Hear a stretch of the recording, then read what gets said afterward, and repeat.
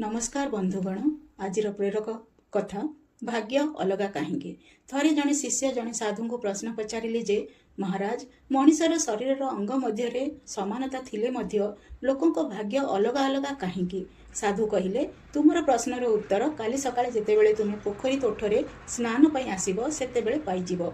ताहा परदिन साधु कहवा अनुसार शिष्य बहुत कौतूहल नहीं सकाळे पोखरी तोठरे पहुँचिले। शिष्य देखिले जे साधु तांका दुई हाथ में दुईटी काठर छोट बोईत बा ना धरी ठिया होइचंती। साधु सेही दुईटी बोईत धरी स्नान पाई पोखरी भीतर को ओह्लाइले।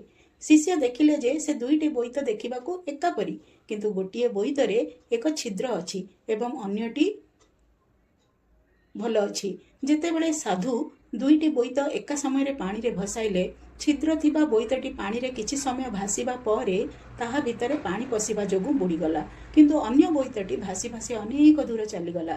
साधु कहिले शिष्य देखिल तो मनुष्यर चरित्र मध्य एहीपरि अटे।